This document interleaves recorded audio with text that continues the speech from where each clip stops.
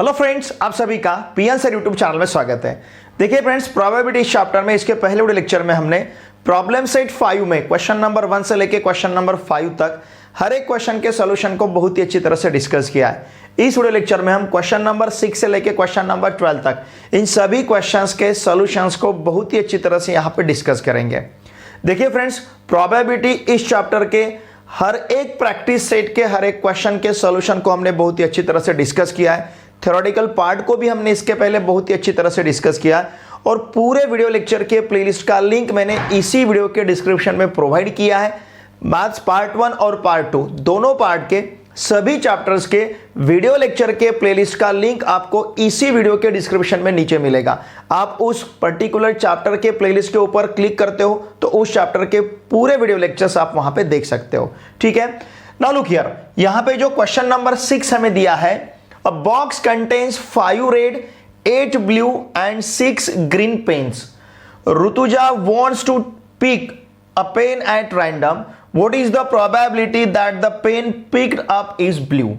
देखिए total pens यहाँ पे हमें कितने दिए हैं, देखिए ध्यान दीजिए इस प्रॉब्लम में हमें क्या प्रोवाइड किया गया है। इस प्रॉब्लम में हमें 5 रेड, फिर उसके बाद 8 ब्लू, ओके, और प्लस यहाँ पे 3 ग्रीन, ध्यान दीजिए 3 ग्रीन। ऐसे टोटल यहां हमें 5 + 8 13, 13 + 3 16 पेन्स हमारे पास है टोटल।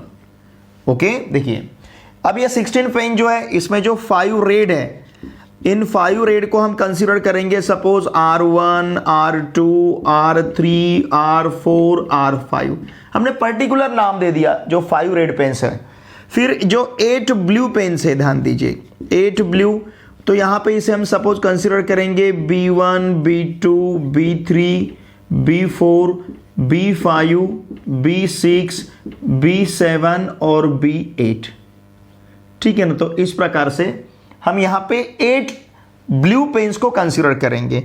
फिर उसके बाद है 3 ग्रीन, ध्यान दीजिए ये जो 3 ग्रीन पेन्स है इसे हम कंसीडर करते हैं G1, फिर उसके बाद में G2 और फिर उसके बाद में G3। तो इस प्रकार से हमारे पास 3 ग्रीन पेन्स हैं। अब यहाँ का जो सैंपल स्पेस यस रहेगा, तो सैंपल स्पेस यस में ये टोटल एलिमेंट्स, क्योंकि हम क्या कर रहे हैं, इन 16 पेन में से एक पेन को पिक कर रही है ऋतुजा। इसका मतलब उसके हाथ में हो सकता है इन 5 रेड में से एक हो, या फिर इन 8 ब्लू में से एक हो, या फिर इन 3 ग्रीन पेन में से एक हो।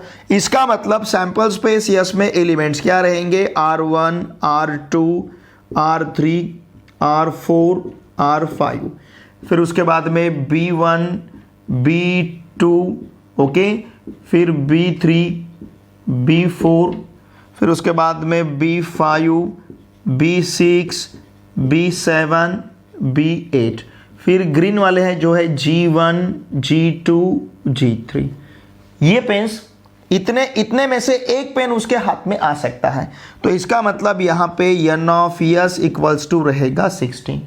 अब ऋतुजा का इंटरेस्ट काय में है, what is the probability that the pen picked up is blue. तो उसके हाथ में जो पेन आने वाला है वो अगर ब्लू कलर का रहता है तो उसकी प्रोबेबिलिटी हमें यहाँ पे फाइंड करनी है। तो देखिए इवेंट ए हम कंसीडर करते हैं, जिसका हमें प्रोबेबिलिटी फाइंड करना रहता है उसके लिए हम इवेंट कंसीडर करते हैं। Let event A such that, क्या लेना है हमें, the pen picked up is blue. The pen picked up, देखिए बहुत ही सिंपल है, सिर्फ इस सेंटेंस से यहां तक लिखना है, the pen picked up is blue. ज्यादा कुछ हमें सोचना नहीं है, उसी सेंटेंस में जो क्वेश्चन में पूछा रहता है उसी को हम इवेंट में कंसीडर करेंगे। नाउ देयरफॉर इवेंट ए में फिर कितने एलिमेंट्स रहेंगे, यहां पे टोटल ब्लू पेन्स कितने हैं, टोटल ब्लू 8 है। तो हो सकता है ऋतुजा के हाथ में B1 रहेगा, या फिर B2, या फिर B3, या फिर B4, या फिर B5, या फिर B6, या फिर B7, या फिर B8। हम इतने क्यों कंसीडर कर रहे हैं, ध्यान दीजिए फ्रेंड्स, टोटल 8 ब्लू पेन्स हैं, तो उसमें से कोई तो भी एक हो सकता है, तो हमने सभी ब्लू पेन का पॉसिबिलिटी यहाँ पे कंसीडर किया है। इसका मतलब n of a equals to 8 रहेगा। Now P of a equals to n of a upon n of s रहेगा। n ऑफ a का वैल्यू 8, n ऑफ s का वैल्यू 16, इसका मतलब ये प्रोबेबिलिटी रहेगा 1/2। और वैसे भी देखिए टोटल बहुत इजी, ओरली हम इसका आंसर फाइंड कर सकते हैं। टोटल पेन्स कितने हैं 16, उसमें 8 कितने, सॉरी उसमें ब्लू कितने हैं, 8, 50% ब्लू है। टोटल 16 में 50% पेन्स ब्लू कलर के हैं, क्योंकि टोटल पेन 16 है, उसमें 8 पेन्स ब्लू कलर के हैं, तो ब्लू रहने का चांस 1/2, या फिर परसेंटेज में अगर कहा जाए तो 50%। ओके, अब ये क्वेश्चन नंबर 7 का सॉल्यूशन देखिए। क्वेश्चन नंबर 7 में हमें एक क्यूबिक डाई दिया गया है।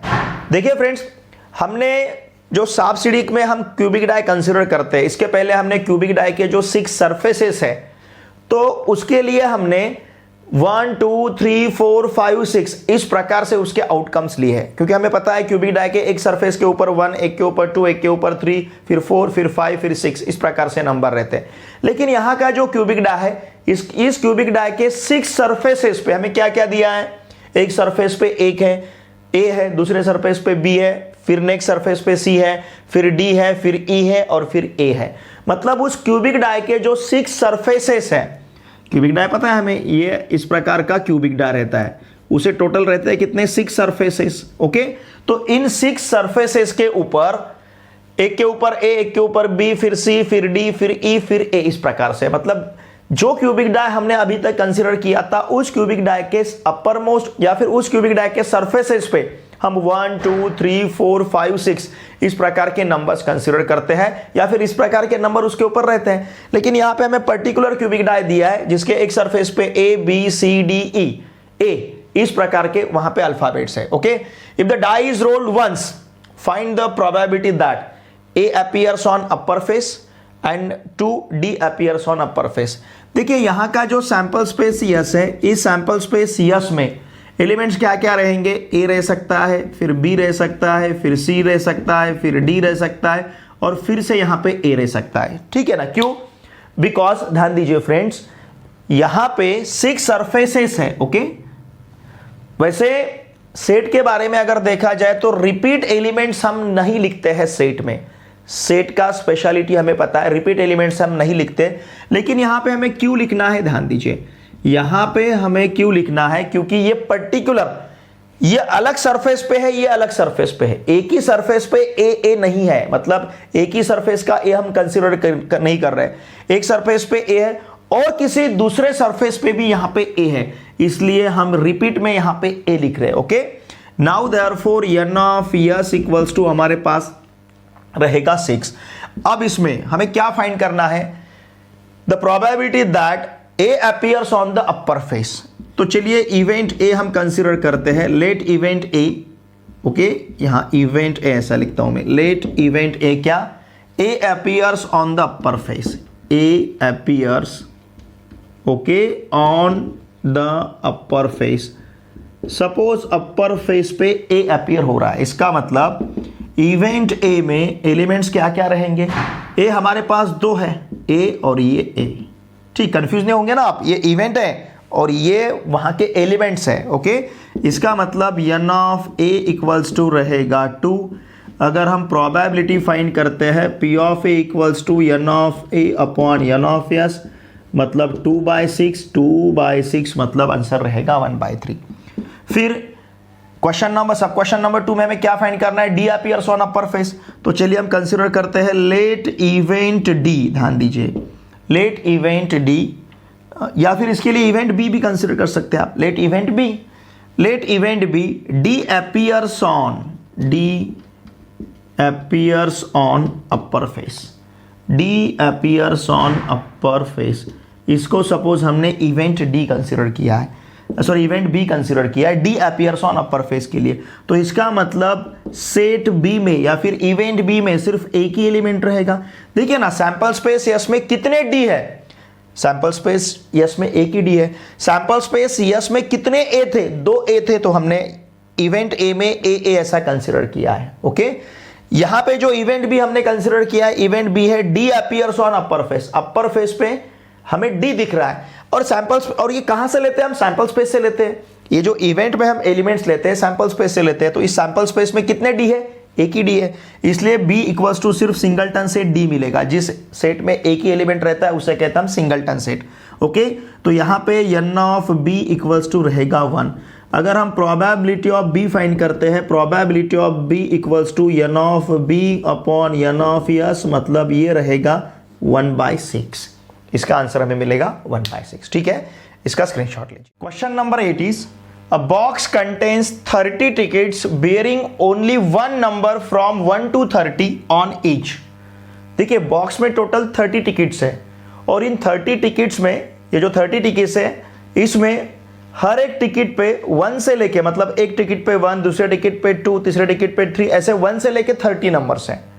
ओके, मतलब अगर हम कोई भी टिकट उठाते हैं तो उस टिकट के ऊपर हमें 1 से लेके 30 तक इनमें से कोई भी नंबर वहां पे बियर हो सकता है, हमें दिख सकता है। Okay, if one ticket is drawn at random, इसमें से एक टिकट ड्रॉ किया गया है, find the probability of an event that the ticket drawn bears 1 an odd number, 2 a complete square number।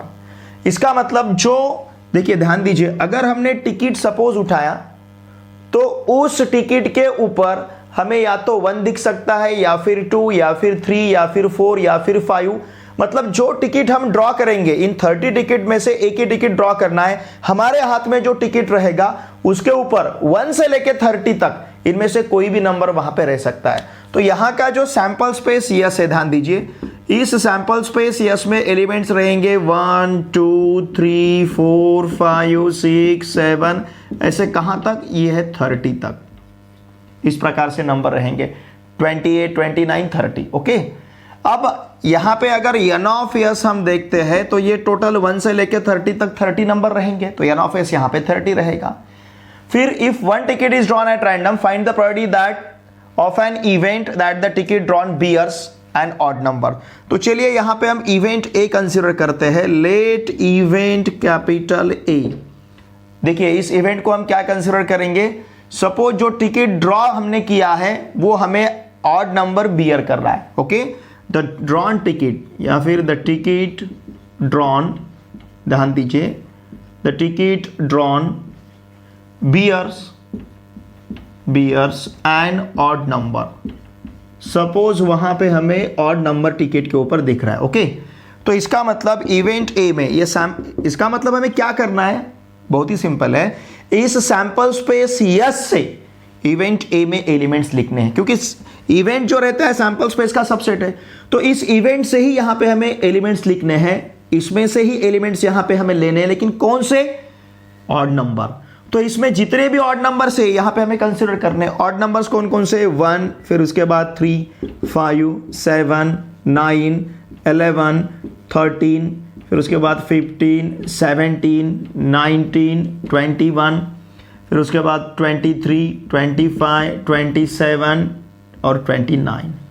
These are the odd numbers.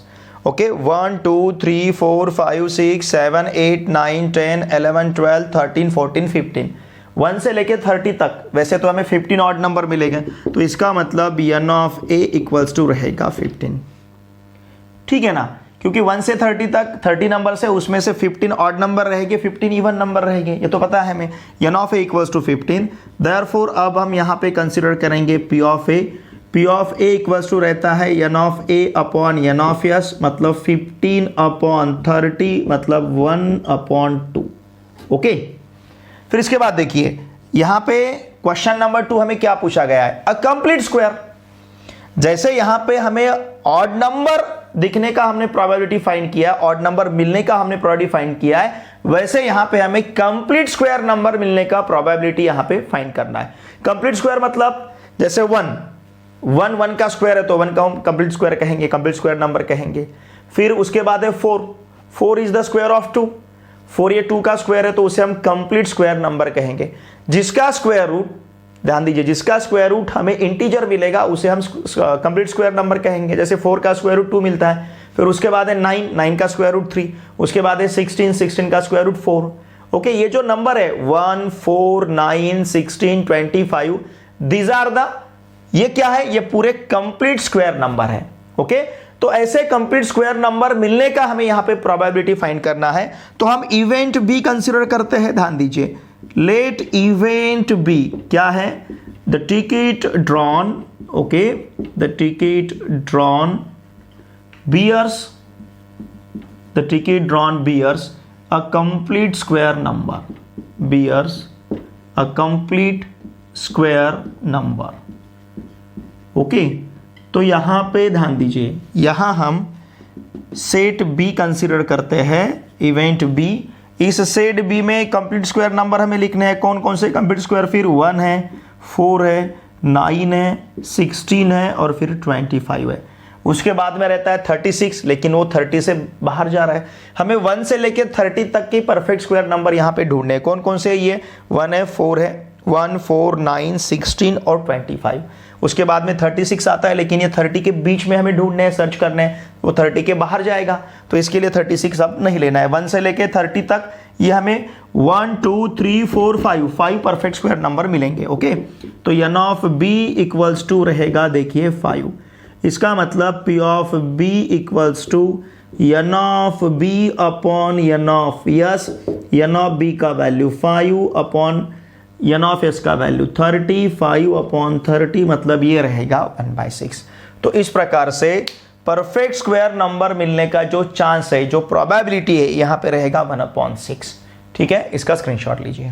Friends, question number 9 जो है ये application based और बहुत ही इंटरेस्टिंग क्वेश्चन है। मतलब इस क्वेश्चन को जब आप रीड करोगे तो आपको नहीं लगेगा कि ये प्रोबेबिलिटी का क्वेश्चन है। इसमें प्रोबेबिलिटी का वर्ड है, इसके लिए लगेगा ये प्रोबेबिलिटी का क्वेश्चन है। लेकिन अभी तक जिस प्रकार के क्वेश्चंस हमने प्रोबेबिलिटी के सॉल्व किए हैं, उससे ये डिफरेंट क्वेश्चन है। ठीक है, देखिए पहले हम क्वेश्चन क्या है ये देख लेते हैं, फिर उसको ठीक तरह से समझ लेते हैं और फिर उसको with the help of probability concept हम इसे सॉल्व करते हैं। Okay, now length and breadth of a rectangular garden are 77 metre and 50 metre. एक रेक्टेंगुलर गार्डन है, मैंने यहां पे फिगर ड्रॉ किया है। रेक्टेंगुलर मतलब रेक्टेंगल टाइप, जिसका लेंथ और ब्रेड्थ सेम नहीं रहेगा, उसे हम रेक्टेंगल कहते हैं। And each angle is of 90 degree. तो यहां पे हमने इसका ब्रेड्थ कंसीडर किया है 50 मीटर और लेंथ लिया है 77 मीटर। जो ज्यादा लंबा दिखता है उसको हम लेंथ कहेंगे, जो कम लंबा दिखेगा उसके कंपैरिजन में उसको हम ब्रेड्थ कहेंगे। तो ये 50 मीटर है, ये 77 मीटर है। अब क्या देखिए, there is a circular lake in the garden having diameter 40 metre. तो ये जो गार्डन है, रेक्टेंगुलर गार्डन है, इस रेक्टेंगुलर गार्डन में ये सर्कुलर लेक है, ये भी मैंने ड्रॉ किया है। सर्कुलर लेक है, ठीक है, वाटर लेक है वहां पे। ओके, और उस सर्कुलर लेक का हमें डायमीटर दिया है, ये पूरा डायमीटर मतलब जो रेडियस के डबल रहता है। डायमीटर 40 मीटर है, इसका मतलब रेडियस इसका 7 मीटर रहेगा। ओके, ड्यू टू वाइंड, देखिए तेज हवा चल रही होगी, हवा की वजह से due to wind a towel from terrace on a nearby building fell into the garden. हवा की वजह से, जो हवा चल रही है उसकी वजह से नियर बाय उसके उस गार्डन के बाजू में जो बिल्डिंग है उसके टेरेस पे जो टॉवेल है, वो टॉवेल कहां? Nearby building fell into the garden. इस गार्डन में वो टॉवेल गिरेगा, मतलब गिर रहा है due to wind. Find the probability of the event that it fell in the lake. तो वो लेक में गिरने का हमें प्रोबेबिलिटी फाइंड करना है ना, डिफरेंट क्वेश्चन। अब देखिए ये प्रोबेबिलिटी हम किस प्रकार से फाइंड कर सकते हैं। देखिए फ्रेंड्स, क्या हो सकता है, वो चाहे तो इसमें भी गिर सकता है गार्डन में, मतलब गार्डन ये तो पूरा गार्डन का हिस्सा है, लेकिन गार्डन के लेक में अगर इसे हम प्रोबेबिलिटी का कंसेप्ट यहां पे अप्लाई करते हैं तो जैसे फॉर एग्जांपल हमने क्या किया, सपोज 52 प्लेइंग कार्ड से एक कार्ड ड्रॉ किया, तो वहां पे हम 52 को लेते हैं sample space, n of s लेते हैं। 52 cards, n of s equals to 52 लेते हैं। उसमें से अगर सपोज हमें हार्ट का कार्ड चाहिए, तो हमें पता है कि इस 52 में 13 कार्ड्स हार्ट के रहते हैं, या फिर डायमंड का चाहिए, 13 कार्ड्स डायमंड के रहते हैं, तो हम 13/52 इस प्रकार से प्रोबेबिलिटी फाइंड करते हैं। मतलब जो बड़ा सेट है उसे हम सैंपल स्पेस कहते हैं, और उस सैंपल स्पेस में से जो एलिमेंट लेके हम सेट तैयार करते हैं उसे हम इवेंट कहते हैं।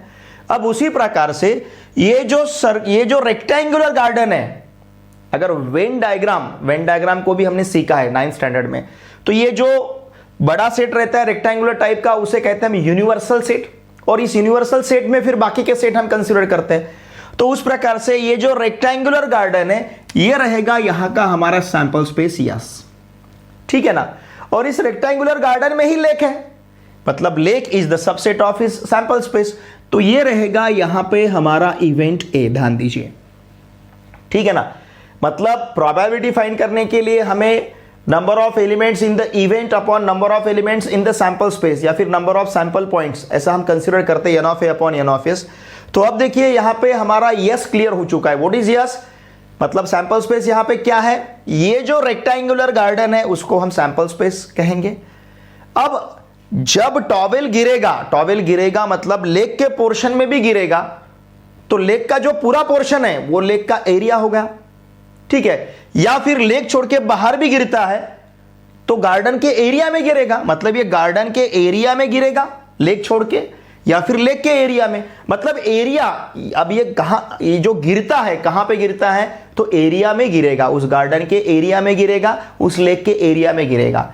तो यहां पे जो सैंपल स्पेस है, तो एन ऑफ एस हमें क्या लेना है, एन ऑफ एस मतलब इस रेक्टेंगुलर गार्डन का एरिया। ध्यान दीजिए, एन ऑफ एस मतलब इस रेक्टेंगुलर गार्डन का एरिया रहेगा, और एन ऑफ ए मतलब इस लेक का एरिया रहेगा, क्योंकि उस एरिया में गिरेगा टॉवेल, जो टॉवेल गिरेगा वो उस एरिया में गिरेगा।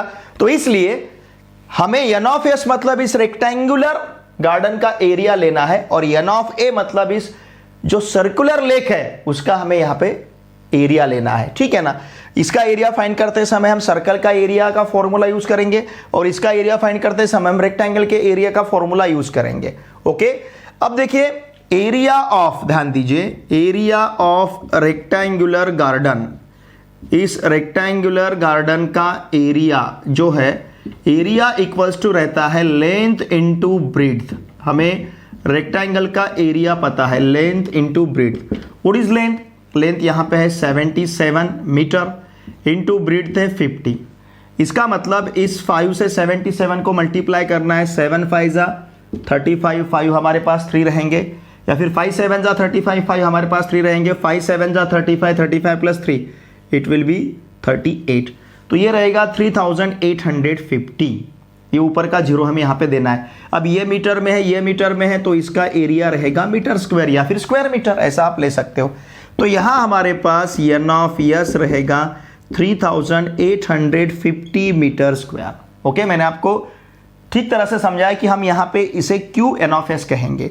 फिर उसके बाद देखिए डायमीटर ऑफ, ये जो डायमीटर है, डायमीटर ऑफ किसका, सर्कुलर लेक। ओके, ये जो सर्कुलर लेक है उसका डायमीटर हमें कितना दिया है, 14 metre.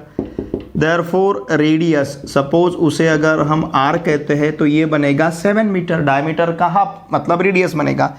Now therefore area of circular lake, ये जो सर्कुलर लेक है उसका हमें एरिया लेना है। इसका एरिया मतलब सर्कल का एरिया, और सर्कल का एरिया रहता है पाई आर स्क्वायर। अब हमारे पास पाई है 22/7 इंटू आर का वैल्यू क्या है 7, तो इसे मैं 7 × 7 लिखता हूँ। तो ये 7 इस 7 के साथ कैंसिल होगा, 7 स्क्वायर मतलब 7 × 7। तो देखिए ये आंसर हमें क्या मिलेगा, 7 2 जा 14, 4 हमारे पास 1 रहेगा, 7 2 जा 14 प्लस 1 15, तो 154 मीटर स्क्वायर, ये भी मीटर स्क्वायर में रहेगा। तो इसका मतलब यहाँ पे n of A equals to रहेगा 154 metre square. Now therefore probability of A equals to n of A upon n of S. Okay, n of A कितना है, 154 मीटर स्क्वायर, ठीक है ना। एन ऑफ एस कितना है, 3850 मीटर स्क्वायर। तो ये मीटर स्क्वायर तो कैंसिल होगा, मतलब इसको यूनिट नहीं रहेगा, ठीक है ना। अब देखिए हम इसे वैसे देखा जाए तो इसमें भी हमें 7 दिख रहा था और इसमें भी एक 7 प्रेजेंट है, इसका मतलब 7 से तो हम इसे डिवाइड कर सकते हैं।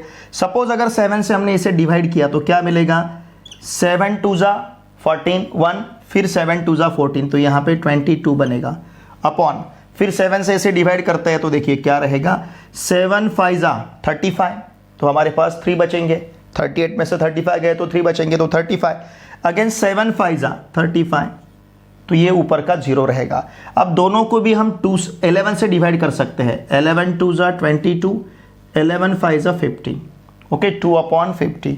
अब इस 2/50 को फिर से 2 से डिवाइड कर सकते हैं तो ये मिलेगा 1/25।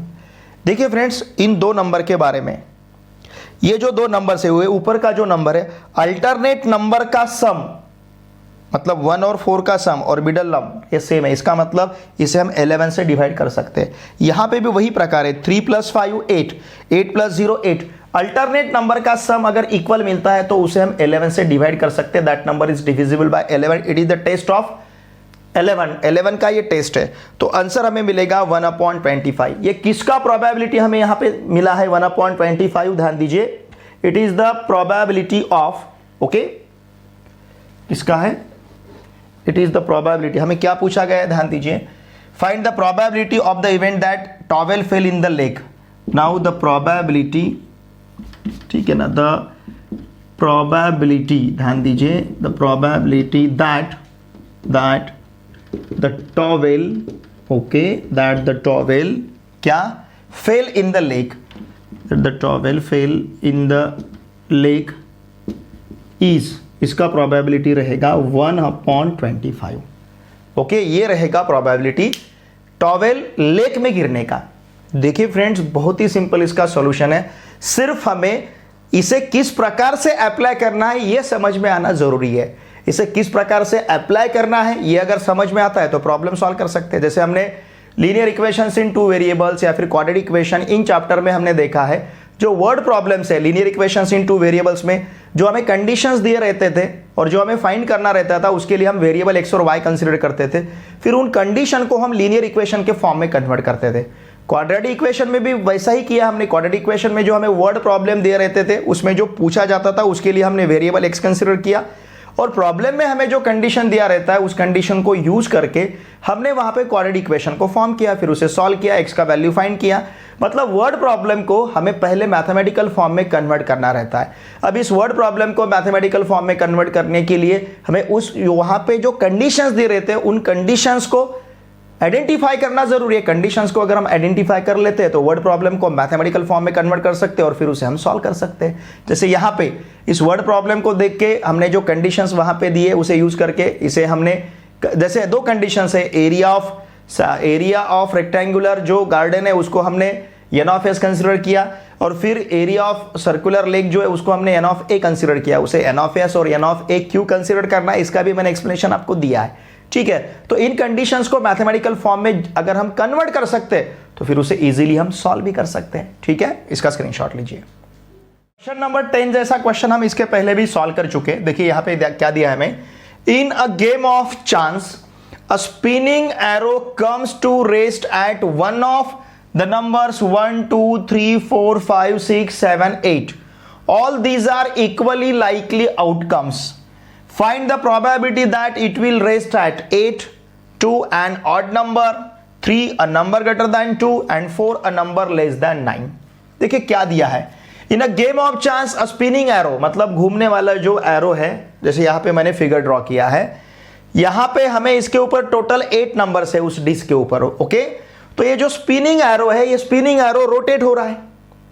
अब यहां पे किसी एक नंबर पे रुकेगा, जब वो स्टॉप होगा तो किसी एक नंबर पे रुकेगा, तो वो स्टॉप हुए बाद जिस नंबर पे रुकता है, सपोज अगर वो 8 पे रुकेगा तो उसका प्रोबेबिलिटी क्या है, अगर वो ऑड नंबर पे रुकेगा तो उसका प्रोबेबिलिटी क्या है, अगर वो अ नंबर ग्रेटर देन 2 पे रहेगा तो उसका प्रोबेबिलिटी क्या है, या फिर अ नंबर लेस देन 9, किसी भी 9 से छोटे किसी भी नंबर पे अगर रुकता है तो उसका प्रोबेबिलिटी क्या है। तो ये प्रोबेबिलिटीज, इन इवेंट्स के प्रोबेबिलिटीज यहां पे हमें फाइंड करने हैं। और देखिए फ्रेंड्स, हर एक का चांस यहां पे इक्वल है, तो ये इक्वली लाइकली आउटकम हमें यहां पे दिया है, ठीक है। नाउ लुक हियर, अब ये जो सैंपल स्पेस यस है, कौन से नंबर पे रुकेगा, एग्जैक्टली कौन से नंबर पे रुकेगा ये तो पता है नहीं, लेकिन रुके बाद कौन कौन सा नंबर रह सकता है, चाहे तो वो 1 के पास रुक सकता है, या फिर 2, या फिर 3, या फिर 4, या फिर 5, या फिर 6, या फिर 7, या फिर 8। तो इसका मतलब सैंपल स्पेस यस में एलिमेंट्स रहेंगे 1 2 3 4 5 6 7 8। तो यहां पे जो n ऑफ यस है, ये n ऑफ यस हमें मिलेगा 8। अब हम प्रोबेबिलिटी फाइंड करते हैं। देखिए क्वेश्चन नंबर 1 में हमें क्या फाइंड करना है, find the probability that it will rest at 8। तो इवेंट ए हम कंसीडर करते हैं, let event A such that क्या, the arrow will rest, it मतलब एरो, ठीक है ना। यहां का जो एरो है क्या, देखिए क्या all these are spinning arrow है ना, तो उसको हम एरो ही कहेंगे, the arrow, okay, the arrow will rest, the arrow will rest at 8।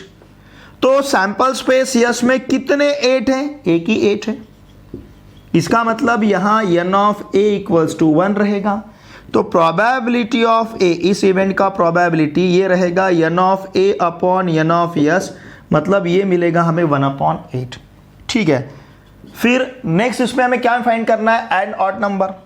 Now let event B, suppose हम इवेंट बी कंसिडर करते हैं, द एरो, ध्यान दीजिए, the arrow will rest at, the arrow will rest at, कहाँ पे, an odd number, an odd number. Suppose arrow odd number के पास rest हो रहा है। ओके, तो इसका मतलब अब इस सैंपल स्पेस यस में से सेट बी में हमें ऐसे एलिमेंट कंसिडर करने हैं जो ऑड नंबर है। कौन कौन से ऑड नंबर है, 1 है, 3 है, 5 है, 7 है, इतने ऑड नंबर है। तो यहाँ पे n of b equals to रहेगा 4। इसका मतलब p of b equals to हमारे पास रहेगा n of b upon n of s, और n ऑफ b कितना है, 4/8, मतलब 1/2। और देखिए फ्रेंड्स, वैसे भी टोटल 8 नंबर में ऑड नंबर कितने, 4 है, तो उसका हैपन होने का जो चांस है, ये चांस कितना है, 4 में 8 मतलब 1/2, 50% चांस है। ठीक है ना। फिर इसके बाद ध्यान दीजिए, फिर इसके बाद जो 3 हमें पूछा गया है, क्या, अ नंबर ग्रेटर दैन 2। इसके लिए हम इवेंट सी कंसिडर करते हैं। Let event C, the arrow will rest at a number okay greater than 2 से बड़ा। ठीक है, तो इसका मतलब इवेंट सी जो है, इवेंट सी में या फिर सेट सी में एलिमेंट्स ग्रेटर दैन 2 वाले एलिमेंट्स हमें लेने हैं। तो एलिमेंट्स क्या रहेंगे, 3, 4, 5, 6, 7, 8, इतने एलिमेंट्स रहेंगे ग्रेटर दैन 2।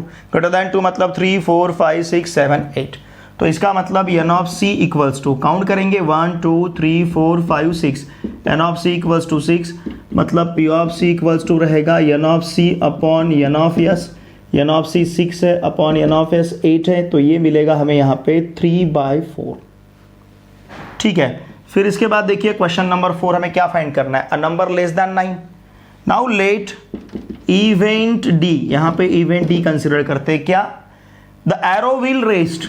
ठीक है ना, the spinning arrow will rest eight, कहां पे, अ नंबर लेस दैन 9, अ नंबर लेस दैन 9, मतलब सैंपल स्पेस यस में से हमें ऐसे नंबर्स कंसिडर करने हैं जो 9 से छोटे हैं। 9 से छोटे मतलब कौन कौन से हैं, ये पूरे नंबर्स हैं। तो 9 से छोटे नंबर्स यहाँ पे रहेंगे 1, 2, 3, 4, 5, 6, 7, 8। तो इसका मतलब n of d equals to हमारे पास 8 रहेगा। Now p of d equals to ये रहेगा n of d upon n of s। n of d का वैल्यू 8 है। ठीक है ना। फिर n ऑफ s का वैल्यू भी कितना है, 8 है। 8/8 मतलब ये रहेगा 1। ओके, तो यहाँ पे इसका प्रोबेबिलिटी हमें 1 मिलेगा। ठीक है ना। तो इस प्रकार से देखिए हर एक का प्रोबेबिलिटी हमने यहाँ पे फाइंड किया, बहुत ही सिंपल है। यहाँ पे टोटल हमें 8 नंबर्स दिए, मैंने फिगर भी ड्रॉ किया है। ये फिगर में ये जो है ये एरो है, ये कहीं पे भी रुक सकता है। ये 8 के पास रुकने का प्रोबेबिलिटी वो हमने फाइंड किया है। ये ऑड नंबर के पास रुकने का प्रोबेबिलिटी वो भी हमने यहाँ पे फाइंड किया है। और बहुत ही सिंपल है, सिर्फ यहाँ के हर एक प्रॉब्लम को ठीक तरह से एक बार हमें समझ लेना है। यहाँ पे क्या है, प्रोबेबिलिटी फाइंड करना है, मतलब क्या है, n ऑफ s फाइंड करना है, n ऑफ a इवेंट के नंबर ऑफ एलिमेंट्स फाइंड करने हैं और सैंपल स्पेस के नंबर ऑफ एलिमेंट्स फाइंड करने हैं। फिर उससे हम प्रोबेबिलिटी फाइंड कर सकते हैं किसी भी इवेंट का। ठीक है, इसका स्क्रीनशॉट लीजिए। Number 11 is there are 6 cards in a box each bearing a number from 0 to 5। देखिए बॉक्स में टोटल 6 कार्ड्स हैं और हर कार्ड के ऊपर 0 से लेके 5 तक का नंबर है। मतलब एक कार्ड पे 0, एक कार्ड पे 1, एक कार्ड पे 2, एक कार्ड पे 3, एक कार्ड पे 4 और एक कार्ड पे 5।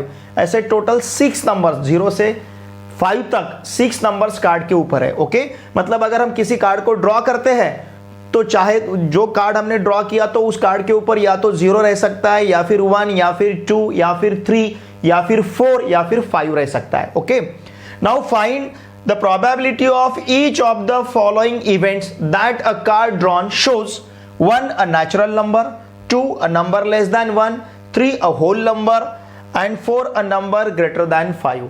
इतने सारे इवेंट्स के हमें यहाँ पे प्रोबेबिलिटी फाइंड करना है। तो सबसे पहले हम सैंपल स्पेस यस कंसीडर करते हैं। सैंपल स्पेस यस में एलिमेंट्स रहेंगे 0 1 2 3 4 5। इसमें से कोई भी नंबर रह सकता है अगर कार्ड ड्रॉ किया तो।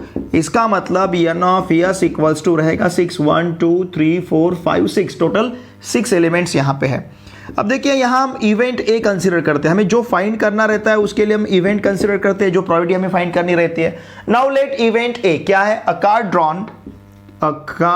ड्रॉन, ध्यान दीजिए, अ कार्ड ड्रॉन शोज, क्या शो कर रहा है? A natural number, shows a natural number, ठीक है ना। नेचुरल नंबर मतलब देखिए इस सैंपल स्पेस यस में से हमें ऐसे नंबर कंसिडर करने हैं जो नेचुरल, हमें पता है 0 is not a natural number, तो इसमें रहेंगे 1 2 3 4 5, ये टोटल नेचुरल नंबर से 1 से लेके 5 तक। Okay, therefore n of a equals to हमारे पास रहेगा 5, मतलब probability of a equals to n of a upon n of yes.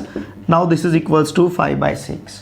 फिर इसके बाद क्वेश्चन नंबर 2 देखिए हमें क्या फाइंड करना है। A number less than 1, let event B such that a card drawn, okay, a card drawn shows a number less than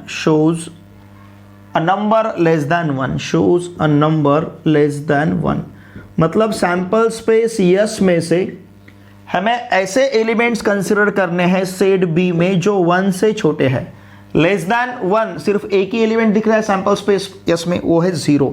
तो ये जो है ये सिंगलटन सेट है। देखिए यहाँ पे सिर्फ एक ही एलिमेंट हमें मिला है, therefore n of b equal to 1। अब हम फाइंड करेंगे इसका probability, p of b equals to रहेगा n of b upon n of S, मतलब ये रहेगा 1/6। फिर इसके बाद क्वेश्चन नंबर 3 देखिए। Now let event C such that, क्या फाइंड करना है? A whole number, a card drawn, ध्यान दीजिए, a card drawn, okay, shows, क्या है? A card drawn shows a whole number, यहां पे होल नंबर चाहिए। A card drawn shows a whole number, whole number मतलब जो 0 से स्टार्ट होते हैं। तो यहाँ पे इवेंट सी में, सेट सी में एलिमेंट्स सैंपल स्पेस एस के सभी एलिमेंट्स रहेंगे, क्योंकि 0 होल नंबर है, 1 होल नंबर है, 2 होल नंबर है, 3 होल नंबर है, 4 होल नंबर है और 5 भी होल नंबर है। तो सभी के सभी एलिमेंट्स रहेंगे। इसका मतलब n of c equals to 6 मिलेगा, मतलब p of c equals to रहेगा n of c upon n of S. तो ये 6/6 का आंसर हमें 1 मिलेगा। फिर नेक्स्ट क्वेश्चन नंबर 4 हमें क्या पूछा है? A number greater than 5। Okay, now let event D, ध्यान दीजिए, let event D is a card drawn shows क्या? A number greater than 5, shows a number greater than 5, number greater than 5। इसका मतलब हमें 5 से बड़े नंबर चाहिए सैंपल स्पेस यस में से, ठीक है ना। तो सैंपल स्पेस यस में 5 से बड़े नंबर कौन से? एक भी नहीं है। तो यहाँ का जो इवेंट डी है ये एम्प्टी सेट मिलेगा, ध्यान दीजिए, ये है एम्प्टी सेट जिसे हम इम्पॉसिबल इवेंट कहते हैं। सभी टाइप्स के इवेंट्स यहाँ पे हमें देखने को मिल रहे हैं। इम्पॉसिबल इवेंट, तो ये इम्पॉसिबल इवेंट जो है इसमें एक भी एलिमेंट नहीं रहता। इसका मतलब यहाँ पे नंबर ऑफ एलिमेंट्स हमें 0 मिलेंगे, कुछ भी नहीं है। मतलब से हमारे अकाउंट में अगर कुछ भी पैसे नहीं होंगे तो बैंक हमें नहीं बोलता है कि आपके अकाउंट में पैसे नहीं है। बैंक क्या कहता है? आपके अकाउंट में जीरो बैलेंस है, उस प्रकार से, ठीक है नहीं। तो n of D equals to 0। अब हम फाइंड करेंगे p of d equals to n of d upon n of S, मतलब 0/6 इक्वल टू 0। ध्यान दीजिए ये इम्पॉसिबल इवेंट का प्रोबेबिलिटी हमेशा 0 होता है। इसलिए हम हमेशा कहते हैं कि प्रोबेबिलिटी जो है किसी भी इवेंट का प्रोबेबिलिटी या तो 0 या 0 से बड़ा रहेगा, 1 या 1 से छोटा रहेगा, इसके दरमियान ही प्रोबेबिलिटी रहता है। अगर हमें उसे परसेंटेज में लेना है तो 0% से 100% तक प्रोबेबिलिटी रहता है, और अगर नंबर में लेना है तो ये पूरे फ्रैक्शन में रहेंगे, पॉइंट में प्रोबेबिलिटी आते हैं। जैसे आपके सामने एग्जाम्पल है, यहाँ पे ये 5/6 मतलब इसका आंसर हमें पॉइंट में मिलेगा, फिर यहाँ पे 1/6 इसका आंसर भी पॉइंट में मिलेगा, फिर यहाँ पे 1 मिला है, इसका मैक्सिमम आंसर प्रोबेबिलिटी का 1 रहता है, और यहाँ पे आंसर हमें 0 मिला है। कोई भी प्रोबेबिलिटी का आंसर जो आपका आता है, ये प्रोबेबिलिटी का आंसर या तो 0 या 0 से बड़ा रहेगा, 1 या 1 से छोटा रहेगा। अगर आपका प्रोबेबिलिटी ग्रेटर देन 1 आता है तो आंसर गलत हो रहा है, प्रोबेबिलिटी लेस देन 0 मतलब निगेटिव आ रहा है तो भी हमारा आंसर गलत हो रहा है, वो वहां पे हम प्रेडिक्ट कर सकते हैं। ठीक है, इसका स्क्रीनशॉट लीजिए। Number 12 is a bag contains 3 red 3 white and 3 green balls. देखिए एक बैग में ध्यान दीजिए 3 रेड बॉल है, ओके 3 रेड। सपोज ये जो 3 रेड बॉल है इसे हम कंसिडर करते हैं R1 R2 R3। बैग में 3 रेड बॉल है, 3 व्हाइट है, तीनों कलर के बॉल जो है क्वांटिटी में सेम है। 3 व्हाइट है तो व्हाइट को हम कहेंगे W1 W2 W3, और फिर 3 ग्रीन बॉल्स है, 3 ग्रीन इसे हम कंसिडर करेंगे G1 G2 और G3। ओके, टोटल बॉल्स कितने हैं देखिए, अब ये 3 + 3 + 3 मतलब टोटल रहेंगे 9 बॉल्स। तो सैंपल स्पेस यस में 9 एलिमेंट्स रहेंगे। सैंपल स्पेस यस में 9 एलिमेंट्स क्या रहेंगे, R1 R2 R3, फिर W1 W2 W3, और फिर G1 G2 और G3। ठीक है ना, तो यहां पे n of S equals to रहेंगे total 9। 1 ball is taken out of the bag at random. एक बॉल ड्रॉ किया जा रहा है, एक बॉल ड्रॉ किया जा रहा है मतलब या तो वो ग्रीन हो सकता है, या तो रेड हो सकता है, या तो व्हाइट हो सकता है। रेड अगर रहा तो ये R1 R2 R3 में से रहेगा, अगर ये व्हाइट है तो W1 W2 W3 में से रहेगा, अगर ये ग्रीन है तो G1 G2 G3 में से रह सकता है। ठीक है ना, तो इस प्रकार से n of s equals to हमारे पास 9 रहेगा। अब हमें किसका प्रोबेबिलिटी फाइंड करना है। देखिए इवेंट पहला क्या है, यहां पे the ball picked up is red, उठाया हुआ जो बॉल है ये रेड रहने का प्रोबेबिलिटी हमें फाइंड करना है, रेड रहने का। तो हम इवेंट कंसीडर करते हैं A, let event A such that the ball picked up, वहीं से लिखना है आपको, the ball picked up.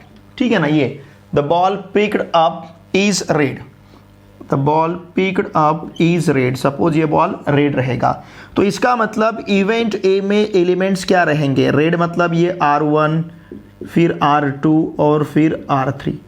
Red first रह सकता है, सपोज हमने 3 बॉल को नाम दिया है, red first, red second, red third. ये रेड फर्स्ट रह सकता है, या फिर रेड सेकंड रह सकता है, या फिर रेड थर्ड रह सकता है। ओके, तो यहाँ n of a equals to हमारे पास रहेगा 3।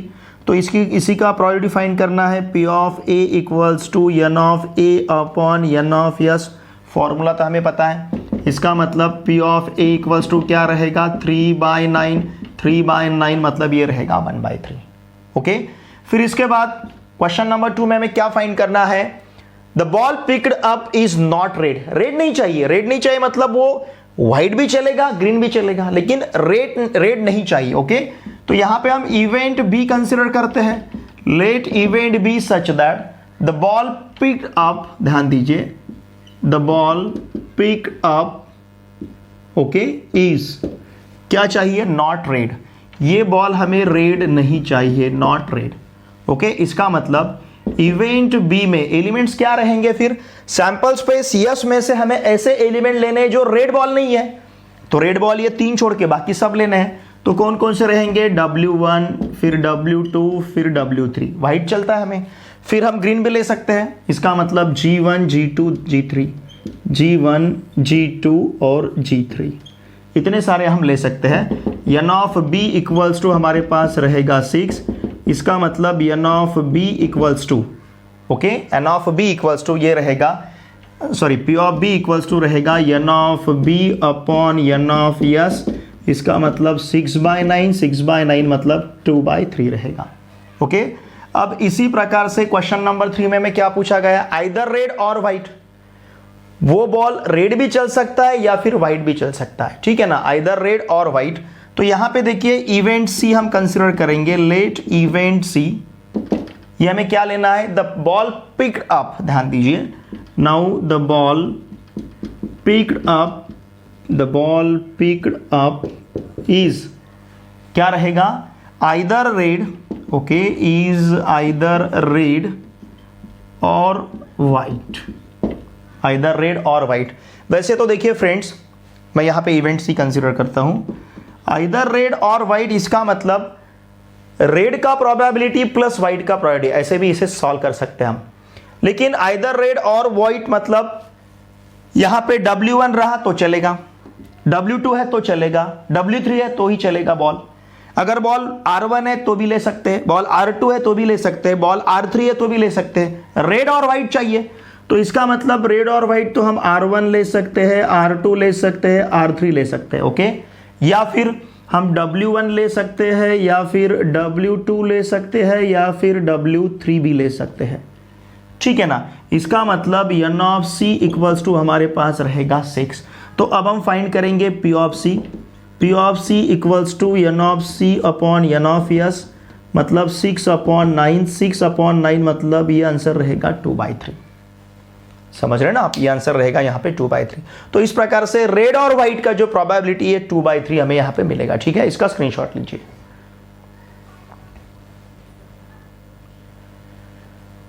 देखिए फ्रेंड्स, इस वीडियो लेक्चर में हमने प्रॉब्लम सेट 5 जो है, इसमें से क्वेश्चन नंबर 6 से लेकर क्वेश्चन नंबर 12, इन सभी क्वेश्चंस के सॉल्यूशंस को बहुत ही अच्छी तरह से डिस्कस किया है। देखिए फ्रेंड्स, अगर आपको सच में ये वीडियो लेक्चर पसंद आता है तो प्लीज़ इन वीडियोस को आपके पूरे फ्रेंड के साथ अवश्य शेयर कीजिए।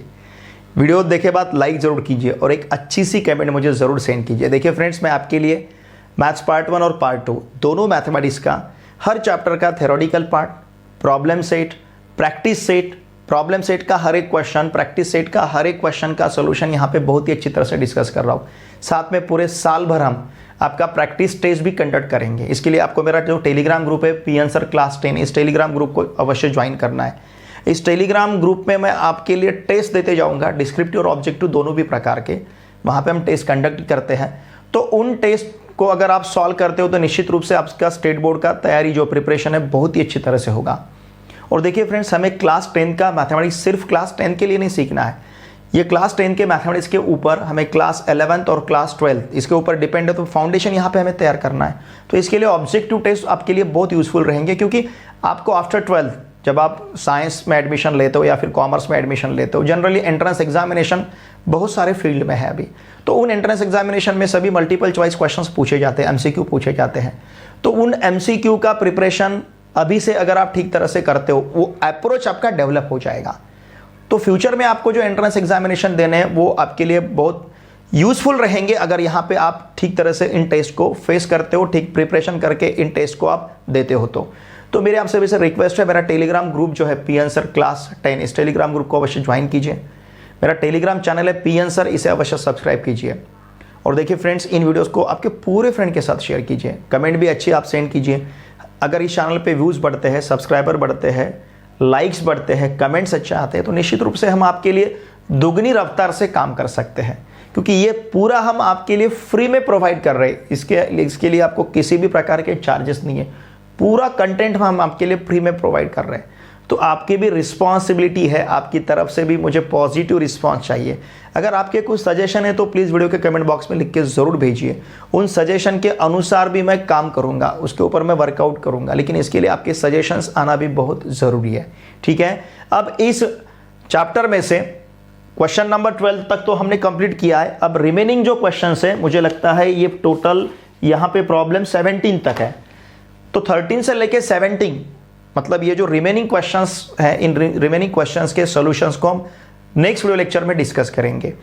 देखिए, मैंने इस चैप्टर के हर एक प्रैक्टिस सेट का, कंप्लीट प्रैक्टिस सेट का सॉल्यूशन आपको दिया है। प्रॉब्लम सेट 5 जो इसमें भी, इसके पहले हमने एक वीडियो लेक्चर लिया था, वहाँ पे 1 से लेके 5 तक क्वेश्चन के सॉल्यूशन को डिस्कस किया था। इस वीडियो लेक्चर में 6 से लेके 12 तक हमने क्वेश्चंस के सॉल्यूशंस को डिस्कस किया, और जो लास्ट लेक्चर रहेगा उसमें क्वेश्चन नंबर 13 से लेकर क्वेश्चन नंबर 17 तक सभी क्वेश्चंस के सॉल्यूशंस को हम बहुत ही अच्छी तरह से यहाँ पर डिस्कस करेंगे। लेकिन इसके लिए आपका रिस्पॉन्स मुझे बहुत ज़रूरी है। आपको मेरे साथ पूरे साल भर बने रहना है, जुड़े रहना है। पूरे साल भर नहीं, क्योंकि मैं इस यूट्यूब चैनल पर क्लास 10, 11, 12 तीनों भी क्लासेस का मैथमेटिक्स का प्रिपरेशन हम यहाँ पे बहुत ही अच्छी तरह से करते हैं। मतलब आपको मेरे साथ पूरे 3 साल तक जुड़े रहना है। तो मेरी आपसे भी सर रिक्वेस्ट है, प्लीज़ इन वीडियोस को अवश्य शेयर कीजिए। आप भी वीडियो देखे बाद लाइक कीजिए, कमेंट मुझे ज़रूर सेंड कीजिए, और अगर आप इस चैनल पे नए हो तो प्लीज़ इस चैनल को सब्सक्राइब कीजिए। चलिए अब हम मिलते हैं नेक्स्ट वीडियो लेक्चर में। Thanks for watching this video.